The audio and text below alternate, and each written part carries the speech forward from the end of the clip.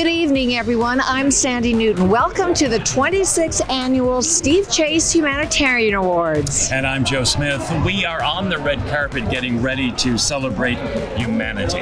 Tonight is the biggest night for fundraising. Last year, Joe, $3 million. Tonight will be another fundraiser, but even more important is to raise awareness of what the Desert AIDS Project is doing now and what it will be doing in the future. Absolutely. Big plans ahead. There are going to be 1,500 people inside, so should we get ready for the red carpet? I think we should.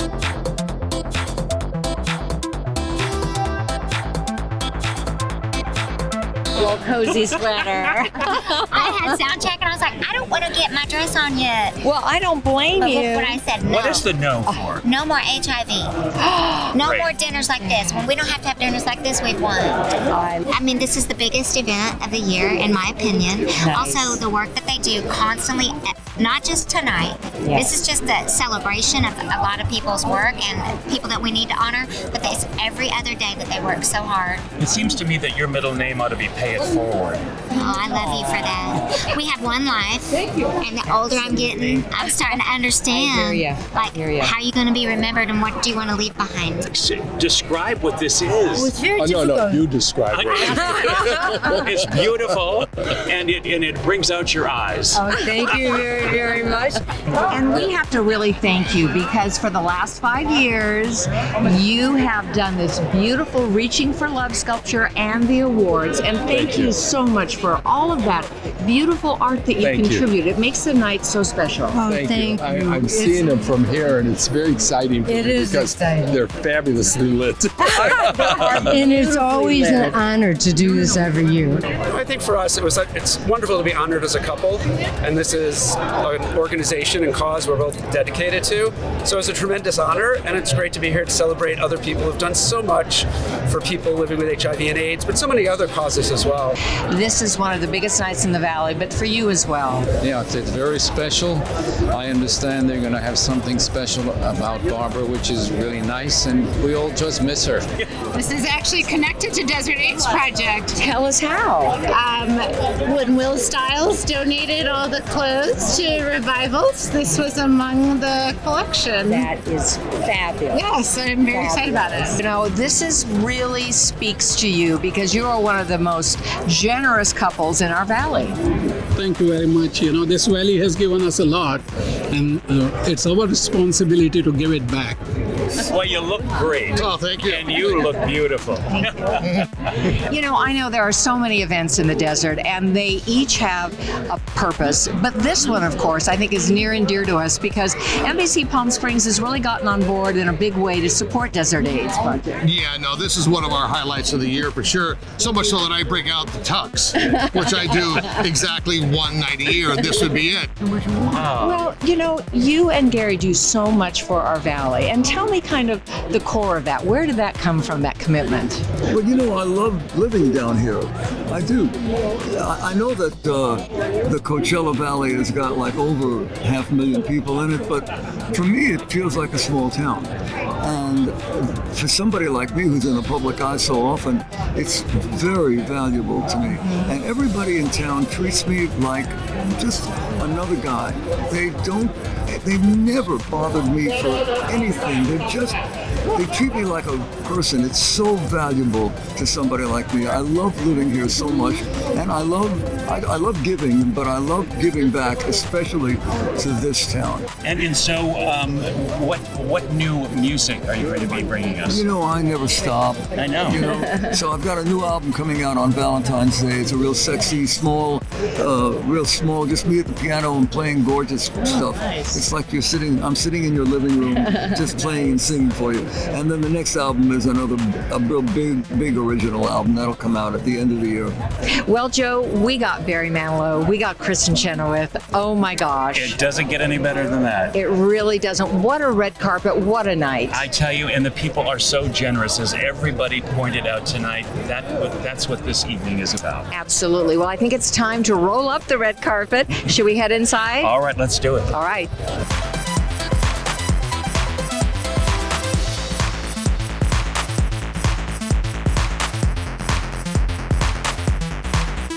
Please welcome the CEO of Desert AIDS Project, David Brinkman.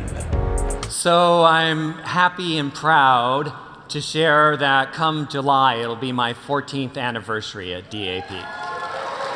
Thank you. And I suspect that many of you don't know that my very first job, 25 years ago out of college, was at an AIDS organization. So now I want you to picture this. I was a condom fairy. Yep, you heard that right. Minimum wage, Cascade AIDS Project, Portland, Oregon. So I was armed with this fanny pack, and it was filled with condoms and lube. And I worked the Rose Garden, which is infamous for public sex. Or I was just donning a bath towel, again with the fanny pack, and I was working the bathhouse on Stark Street in Portland. So odd as that may sound, trying to convince people to protect themselves versus become infected at 1 a.m. in the morning was depressing, and it was really awkward. But I refused to quit the work. I like to think that I helped save some lives. Thank you. For a decade, I worked for other nonprofits. By 2005, I was the head of a charity for homeless youth called My Friend's Place in Los Angeles.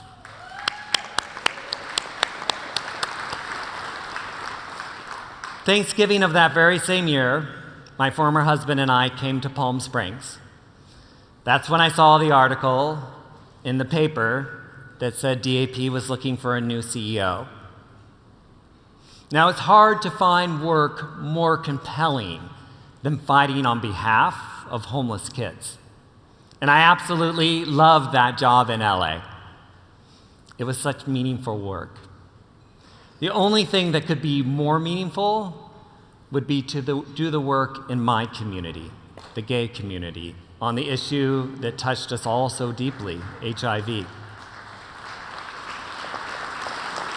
So I looked at my husband, I put my finger on the front page of the Desert Sun, and I said I would move here in a heartbeat if I could have that job. Spoiler alert, I got this job. It's estimated that there are nearly 20,000 of our desert brothers and sisters living in poverty, without health insurance, without a primary care physician, without access to a dentist. The vast majority of these people, they don't have HIV, but they're disenfranchised in many ways.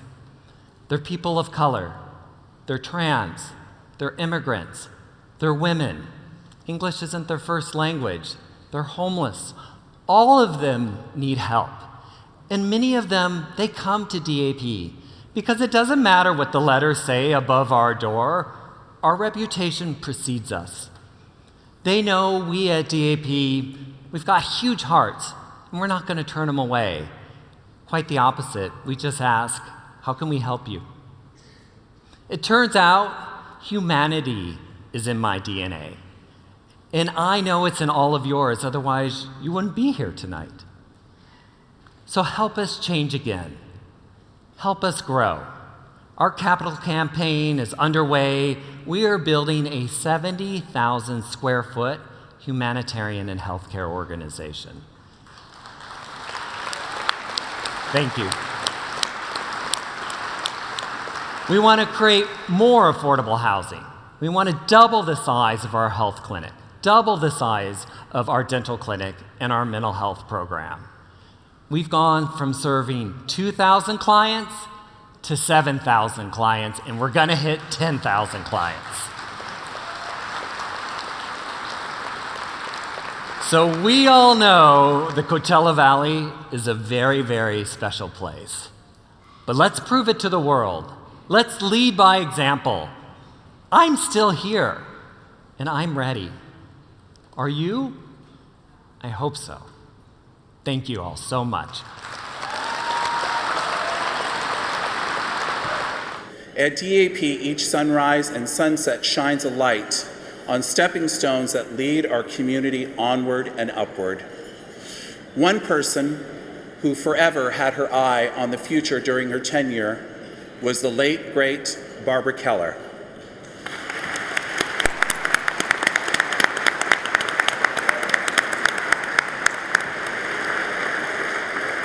Barbara's premature death last year left a gaping hole in our collective hearts, and her absence will be acutely felt for years to come by all of us who champion this organization's mission. But thankfully, Barbara always made sure that we never lost sight of the importance of learning from yesterday in building our tomorrow. Some members of our community who knew Barbara best honor her legacy by highlighting the lessons we can all learn from her remarkable example. My mother was a Renaissance woman because there was just no task that she couldn't take on and do extremely well. And that's from when she was a teacher when I was a little girl to running a labor union to, being an artist, to writing books, to championing so many fabulous causes.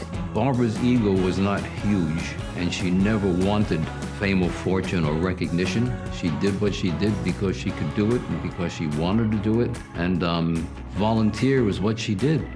Well, Barbara would be passionate about everything, and she was so devoted to the Desert AIDS Project, and gave so much of herself to that also. I admired her so much. If you look at someone's life and you admired that person, you've got to dig a little deeper into what it is you admired. And with Barbara, it was this sense of right and wrong. It was this feeling that we're all equal, and that if people don't have a voice and you have one, you use it. She set an example of goodness, kindness, patience. I never heard Barbara say a bad thing about anybody. The service was very important to Barbara because it was an example that her father and uncle had set for years. And both were very charitable, brilliant people, and Barbara just followed in their footsteps. Everyone I know who loved Barbara felt loved in return. And what a gift. And what a role model. When we lost Barbara, the first thing I thought of was, we've got to all step up. Step up. We'll never do it the way she did it, because she's a one-of-a-kind angel, but we need to do what we can do. She loved the Desert AIDS Project, and naming that building in her honor was just the most beautiful thing that Desert AIDS Project could do. I think what Barbara would want people to know about Desert AIDS Project is its goal of serving men, women, and children in the Coachella Valley as a primary health care center. The same kind of wonderful care that we have given to people with HIV/AIDS, we want to give to everyone. Desert AIDS Project is growing and changing as the world changes around it. David Brinkman and his staff are just brilliant in guiding this organization into the premier organization of its type almost in the country. And it's an honor to work with them to make it better. If you were ever inspired by my mom to do good, just because she's not physically here, please continue. She's watching. As we think about Barbara's life and her legacy, I think we're left with wanting to do better, wanting to make as much a difference as we can in the world, to help others, to be a wonderful friend, to be a wonderful spouse and parent, brother, sibling, whatever it may be, but to be better at it and to be kinder and gentler in how we do it. To honor Barbara's legacy, it's really a pretty simple answer. Try and follow her example of what she did in her life to make the world a better place. Specifically for DAP, they need physical help, financial help to get where they have to be to continue to serve the population they have to serve. And it's a very simple answer. Do whatever you can do in your own way, because it's exactly what Barbara would have wanted you to do.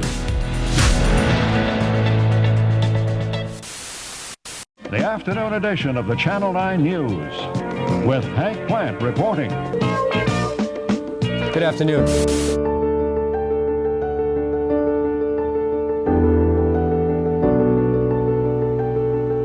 I sit down with one of the first reporters to cover the AIDS epidemic. Hank was one of the first reporters to cover the AIDS crisis anywhere in America. He was also one of the first openly gay TV reporters in America. It was a scary time for all of us. Photographers wouldn't go into a room to do an interview with a person with AIDS. Reporting on it at least made me feel like I was doing something. He not only made a huge difference, but his reporting was his way of coping during a horrible, horrible time. I mean, they were so courageous, these people, to go on camera and to bare their souls in 1986, 87. People just look at the condition and lose sight that there's a person there. But they looked right in the camera and did it, and I think it was because they wanted to help other people. And they wanted to help other people not get the disease and figure out how to cope with it if they had it. So I remember them and I admire them and I love them for being able to do that. Hank Plant won a Peabody Award for his reporting on the AIDS crisis. Nearly 3,000 cases of AIDS have already hit this city. Half those people have died.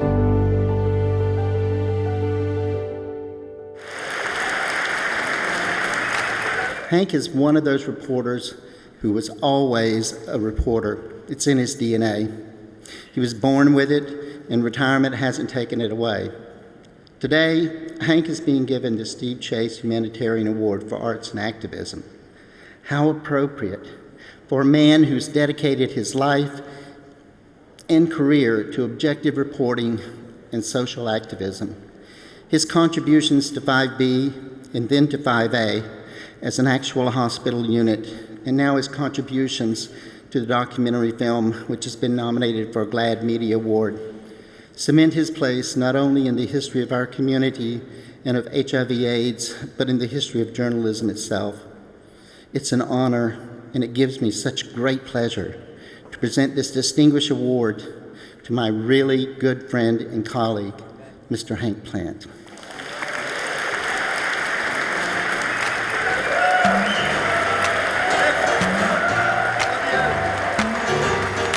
Thank you very much. I want to thank Cliff for that wonderful introduction. We've been such good friends traveling around the country, around the world, talking about the film that we're in, 5B, which is screening on Amazon Prime if you haven't seen it. The film is a documentary about the first AIDS ward in the nation at San Francisco General. Cliff is the nurse who started the ward.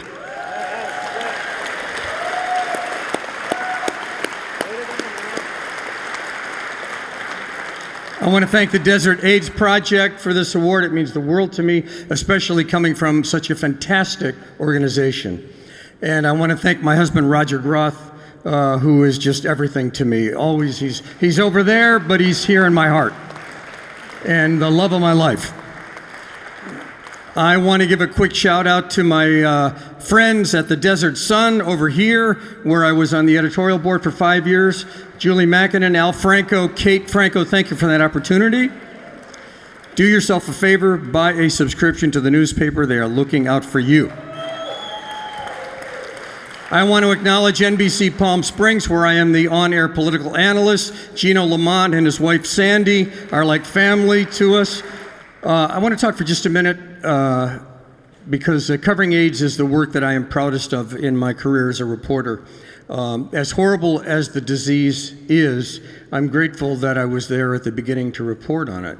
I'm grateful that I had learned my craft well enough to take it on as a story by the time it came around in 1981.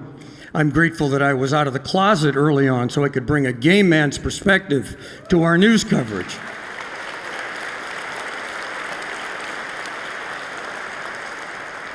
Reporting on AIDS was a way for me to channel my grief and my anger over the disease. AIDS was always more than just a story to me, because as one of the first openly gay TV reporters in the country, these were my friends who were getting HIV and who were dying. Reporting on AIDS was a challenge for me, both mentally and emotionally, Mentally, I had to learn a lot about the science of AIDS so that I could explain it to our viewers. And emotionally, it was a challenge because I was grieving over the loss of so many friends, as you can relate. There were many times when I'd be shooting a story at San Francisco General with Cliff, or I'd be at a patient's apartment, and I'd have to go out in the hallway and compose myself so that I wouldn't cry in front of them. I wasn't supposed to cry. It was sometimes very hard to be a professional. It is those patients who I remember most. They let me invade their lives. I talk in the film 5B about what it was like for me to come to work every morning to the newsroom, try to find a story, try to find people to interview on deadline. It's all very fast. I used to say the news doesn't go on because it's ready, the news goes on because it's 5 o'clock. The worst of it was 15 years from 1981 when the first cases were seen until 1996 when protease inhibitors came along. And yet here we are 39 years after Dr. Michael Gottlieb published that first medical report about 5 cases of gay men in Los Angeles who had contracted pneumocystis pneumonia. When you honored Dr. Gottlieb right here a few years ago, he came here with his wife, Wendy Gordon. I anchored the news with Wendy Gordon. So I had in LA, I had a front row seat to all of this as it unfolded. Today the drugs are working, they're getting better. I think we're seeing the beginning of the end of the epidemic. But so many of our, yes.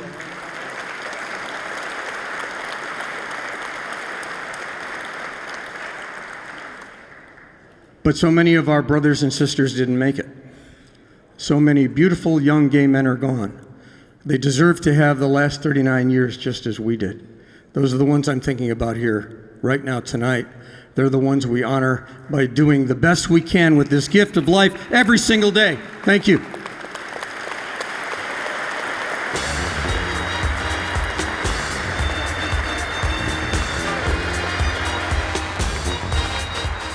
To present the Science and Medicine Award, please welcome local entrepreneur and DAP board member, Adelie Lapamouk, accompanied by her mother, a now retired critical care nurse, Adeline Duverger.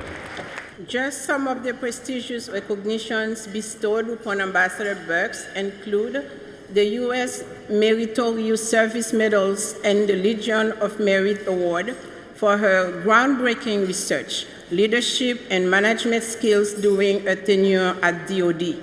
A Lifetime Achievement Award from the African Society for Laboratory Medicine for her distinguished and dedicated commitment to building local capacity and strengthening quality laboratory health services and systems in Africa.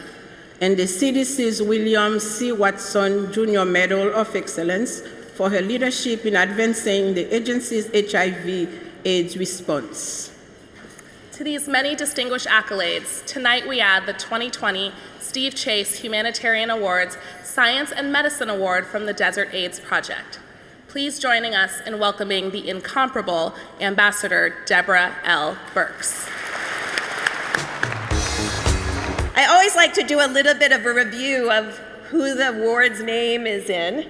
So I went back and looked about Steve Chase, and I got to go to your lovely art museum today and see 3 of the pictures he donated. I was struck by the coloring in the pictures, the warmth in them, the warmth in the painting, the orange that reminds you as the beginning of the evening, when they talked about sunrise and sunset, that was the color of the pictures. And then I thought about the work that he had done through his lifetime to bring that kind of warmth and comfort in his design and his creativity to homes. And to also realize that his life was cut short by an illness that many people didn't understand when it started in the early 80s. I was part of that original response. I was at Walter Reed at the time. Young soldiers were presenting. I thought I was a good doctor. That moment in time convinced me and humbled me to an area that I've never been, in that darkest, darkest place, where you've spent years learning how to treat people and you had no idea how to save young people's lives. So many people died in that darkness. But out of that darkness came a phenomenon that still drives me out of bed every morning. That phenomenon of gay men getting up, speaking out, standing up, and demanding more. Going to the streets.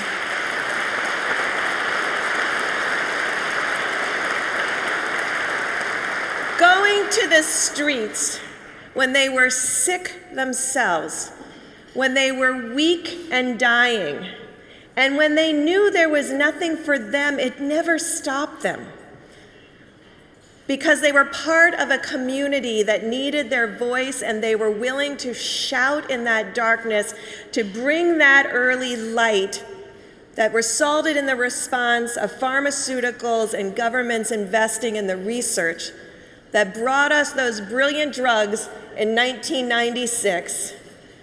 That if Steve had made it to that time, as many of my patients did, he'd be alive today.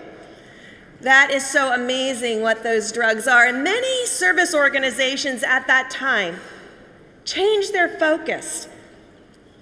What was a very supportive, comprehensive support environment moved to a very biomedical model, because we had the drugs that were going to save people's lives. But the Desert AIDS Project didn't change.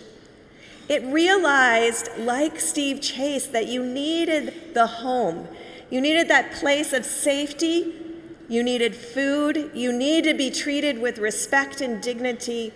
And you need to ensure that you could be seen and heard. And what struck me about going to the clinic is the constant evolution. No one has stayed in one place. Treating hepatitis C, bringing the best of what we have for technology to ensure that the least invasive procedures are done. When others are doing things differently and potentially even easier, you stayed true to your core values of ensuring compassion and dignity in our service to others. But I'm struck by the community here, because I've traveled the United States and practically every country in the world, because many have been touched by HIV/AIDS. And I've never seen a program like this. I've never seen that integration of science and medicine with the human heart, with the soul of the person. Now, I'm proud to be part of PEPFAR. It's another thing that you do every day when you pay your taxes. You give us the resources to take the program, this life-saving program, to the world. When President Bush announced this in 2003, everyone thought it was impossible. That Africa and these resource-limited settings would not be able to sustain a response, would not have the clinics or the doctors or the ability and the labs. But they did, and together we now have nearly 16 million men, women, and children on treatment because of what you've done. But I have so much confidence in the Desert AIDS Project to be able to continue to innovate and bring that comprehensive approach that puts the client at the center, and not just in words, but I can tell that they listen. They hear, they respond, and they bring those needs forward. And of course, that cost. And so you're here tonight to support that. So I just really want to thank you for your generosity, for the community that comes together as a whole. That is why I first started working in Africa long before PEPFAR. It was because of the sense of community. You all have that sense of community. Don't ever lose it. It's an inspiration to me. It's been a privilege to be here. And as with PEPFAR, I know together, with the leadership that is here in this project, that once again we'll be able to make what many view as impossible, possible because of your dedication, because of your spirit, and your ability to focus on wellness and renewal and what we all believe is a healthier future. Thank you very much. Please welcome one of our co-chairs, Kevin Bass.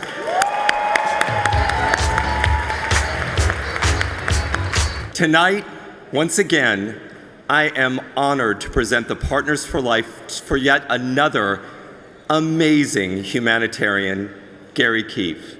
They say that behind every great man is a great woman. Well, not so much in Palm Springs. But I can tell you that there are a lot of great men and a lot of great women behind Gary Keefe. Empathy and compassion aren't learned skills, they're inherited traits. And either you got them or you don't. And Gary Keefe has got them.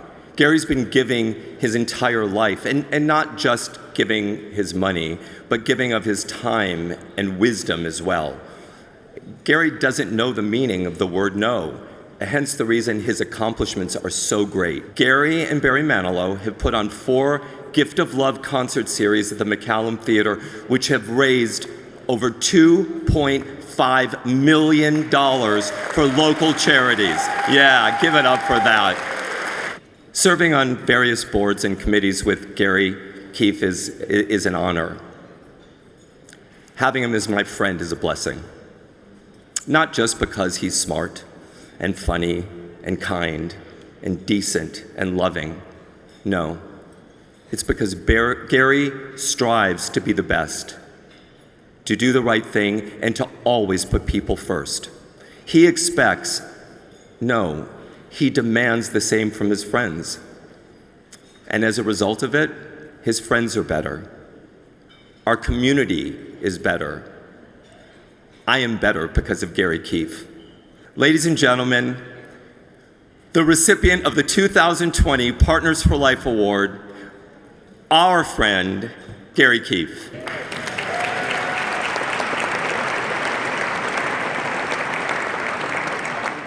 I really am honored and humbled to be standing here tonight and see all of you and wonderful faces out there, but this really isn't about me. There are more than 1,000 charities in the Coachella Valley. That means there's more than 10,000 volunteers, more than 400 alone who just volunteer for DAP. So this award is really to honor them. It's to honor each of you, because like you, I'm not an ambassador, I'm not a national news commentator. I'm the guy who usually stands at the back of the room and watches the things that I help make happen up here on the stage.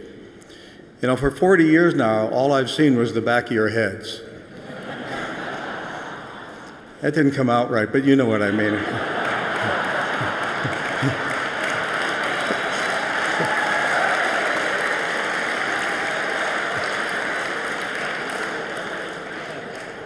I really did just see the back of your heads. Whether it was raising money for DAP or a commercial for APLA in Los Angeles, doing the first performance for Elizabeth Taylor's AIDS campaign, buying instruments for high school kids around the world, or setting up music scholarships at colleges, producing the semi-annual Christmas concerts at the McCallum Theater, saving a city from Hurricane Hugo or the floods in Fargo.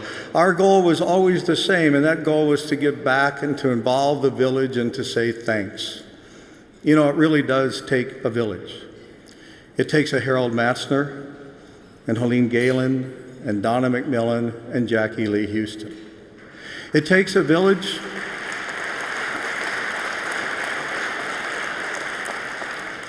It takes a village of good hearts willing to start writing checks before they ask how many zeros. When I speak to SIGEP chapters, my college fraternity chapters across the country, I remind them that they too are a village. They are Protestants and Catholics and Muslims and Mormons and Jews. They are straight and gay, and somewhere along the way, they're black and white and Asian and Mexican American and African American and every color in the rainbow. They are Republicans and Democrats, conservatives, liberals, and libertarians. There's more than 300,000 of them that they're all working together to change the college fraternity system. They're pointed in the same direction, working for the same goal and making miracles happen. So are you. I know now because I can see you, I can see your faces, and I can feel your hearts. You really are beautiful. And it doesn't matter if you're a Democrat or a Republican, it doesn't matter if you're a Catholic or a Jew, black or white, what matters is your heart. And your hearts tell you that together, our little village can help cure AIDS, we can prevent AIDS, and we can make life better for those who are living with AIDS. Now, that's not a political issue. That's a people issue. And our little village takes care of our people.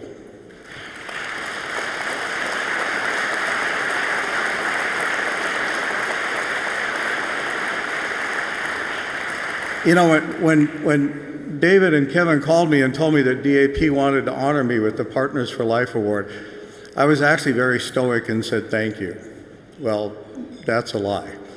I was actually a blubbering idiot and said, why me? But as they spoke, and for once I actually listened to somebody, I realized it wasn't really about me. It was about all the me's before me who have been able to say thank you and have offered to share.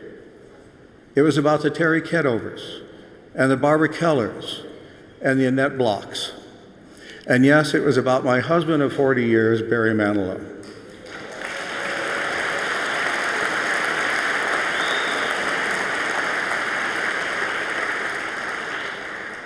It was about everyone who just gives and gives and gives and yet still says thank you a million times over. You know, when I was 17 years old, I was taking a basic French class, and I sat at our kitchen table practicing aloud my first French lesson. Où vas-tu? I said. And from behind me in the kitchen, my mother answered me in French. Now, that was the day I found out that my wonderful Danish grandparents weren't really my grandparents. That was the day I found out that someone David had been my uncle, and that I would probably never meet my real grandparents who had been left behind. That was the day that I finally understood why my mom was so thankful and kind and appreciative of the life that she had been given. No wonder she had us all making potholders for the school fundraiser. No wonder we all wrapped presents at Christmas time because we held a party for the local orphanage. And no wonder she fought to open new churches in minority neighborhoods after fighting to get those minorities through immigration. So now I know it was just my mom's way of saying thanks. So, où vas-tu, Mom? That's okay. I know now. I know where I'm going, and that's to give thanks to you, to our little village, to Barry, and to everyone who thinks with their heart. Thank you, everybody.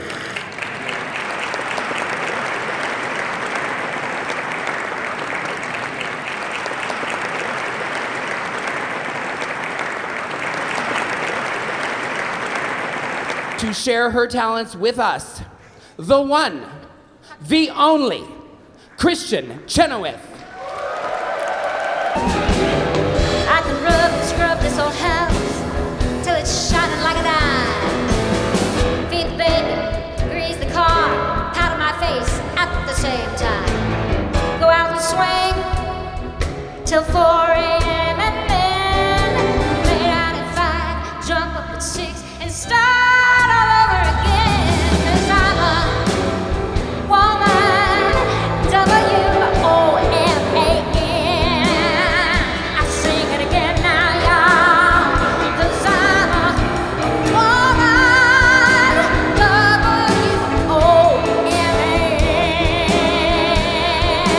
Come on, sing it with me. 'Cause I'm a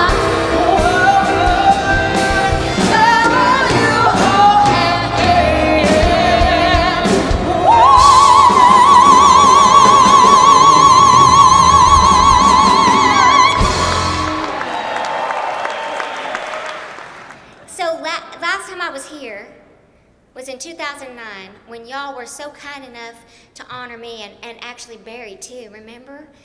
And this is one of my favorite nights. And my dream is that one day, and as much as I love being here, that we don't have this dinner anymore. Right? We're getting closer. We are getting closer.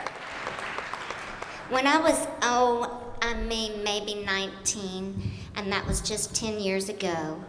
I was in the Miss Oklahoma pageant, and this might have been my talent.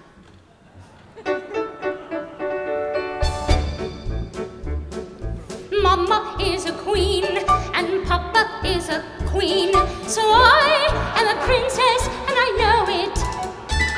But court etiquette is a dull, dreary thing. I just hate it all and I show it. Oh, to sing on the stage, that's the one life for me. My figure's just like Tetrazzini. I know I'd win fame if I sang in Moen. That I've seen your... Oh, what's his name? What's his name? Puccini. Puccini. I've ruled lords and the trees that would send all the whole chills down the backs of all the heroes of my vocal frills.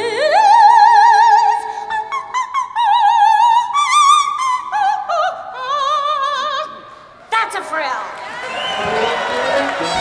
I long to be a prima donna, donna, donna. I long to shine upon the stage with my avoirdupois and my tra-la-la-la. I will be the chief sensation of the age. I long to hear them shouting, "Viva to the diva!" Oh, very lovely that would be. That's what I'm dying for. That's what I'm sighing for. Art is calling. Do you want it? Do you want it?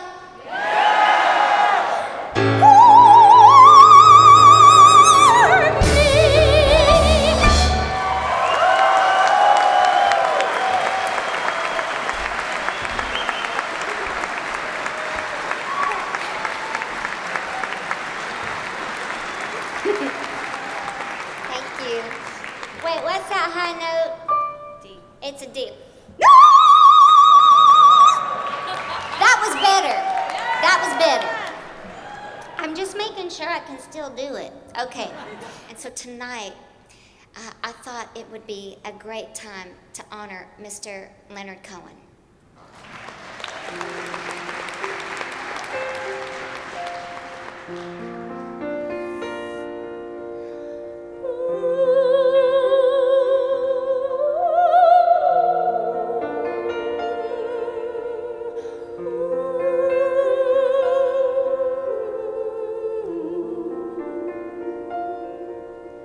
They say there was a secret chord that David played and it pleased the Lord, but you don't really care for music, do ya?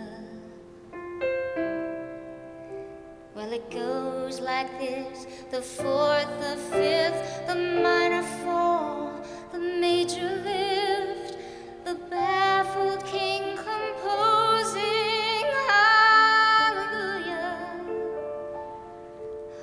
hallelujah, hallelujah,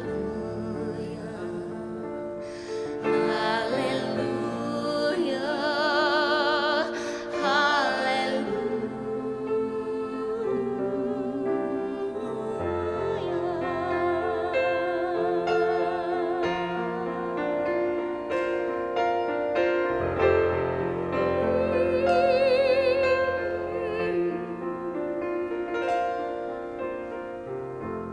Baby, I've been here before.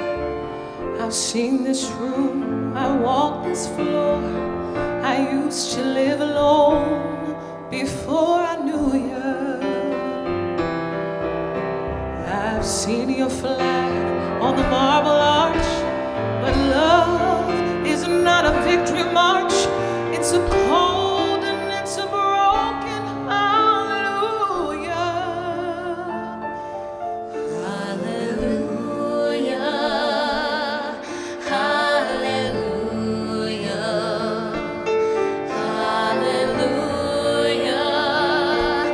hallelujah.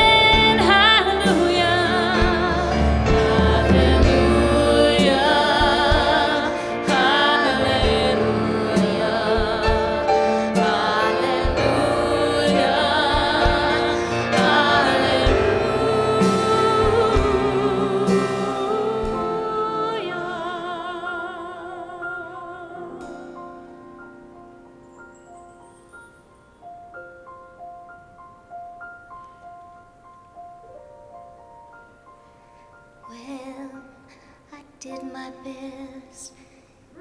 It wasn't much I couldn't feel, so I tried to touch. I did my best. I didn't come here to fool you. And even though it all went wrong, I stand before my worst song with nothing on my tongue but hallelujah, hallelujah, hallelujah,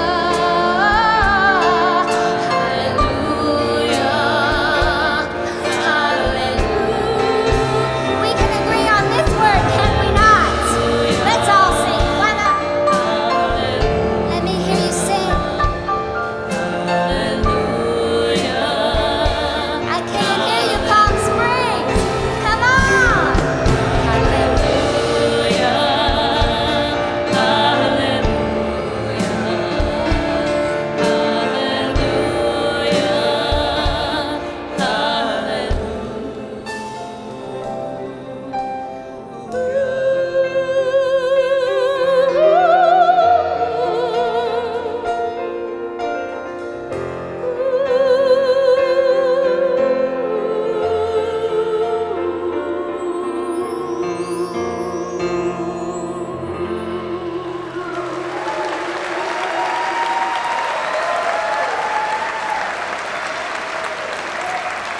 I know a lot of this audience loved Karen Carpenter. I was raised on this woman, and to me, in my opinion, this would always be one of the greatest pop singers of all time. Don't you think, Bear? I mean, truly, she was one of the greatest, and it's kind of, it's a tribute really to not just her, but to my mom, who, I mean, you gotta understand, I was adopted, and my parents don't sing, and they never should, ever sing. They're engineers, and they should continue to do that, right? But they gave me all kinds of music. We listened to, gosh, Bernstein, to Dolly Parton. We did. We had the span, and this was one of my favorites, so I'm going to take the opportunity to sing her.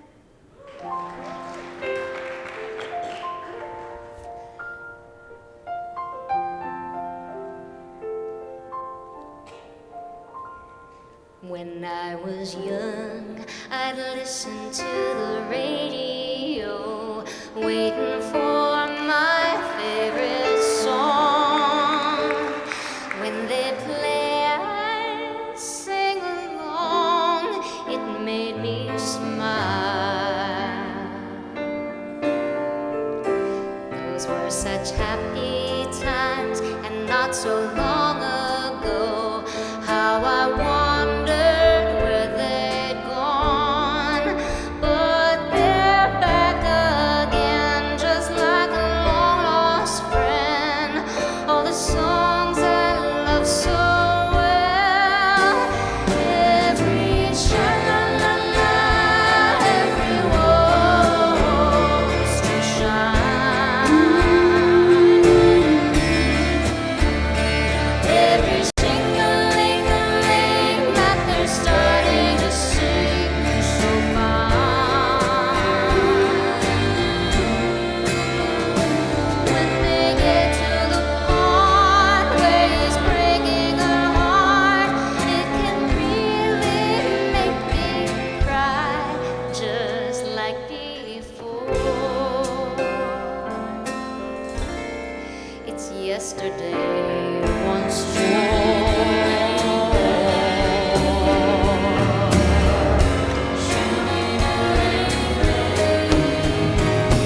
Looking back on how it was in years gone by, all the good times that I had, makes today seem rather sad. So much has changed.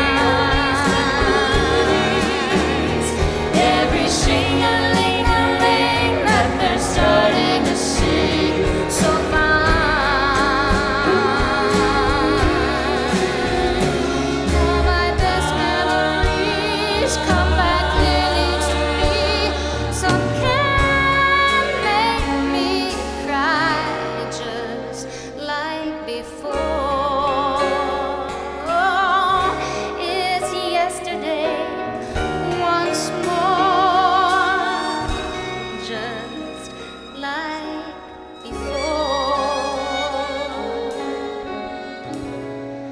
It's yesterday once more.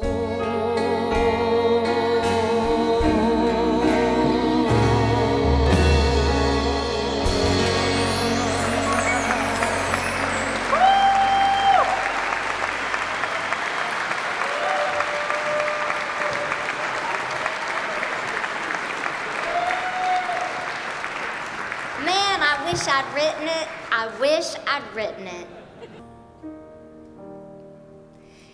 If I should stay,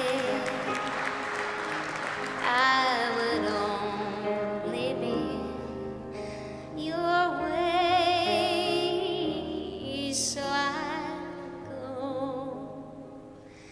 But I know that I'll think of you every step of the way. And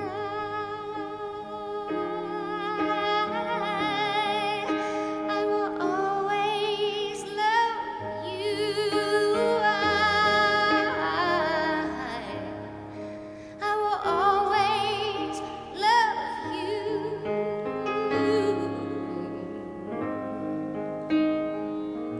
Bittersweet memories, that is all I am taking with me. So goodbye, please don't cry. We both know I am not what you need, and I will always love you. I will always love you.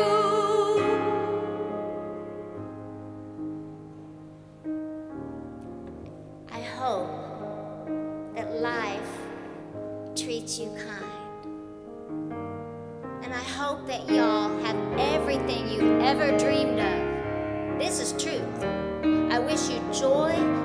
I wish you happiness and good luck getting out of this parking lot. But above all of this, I wish you love.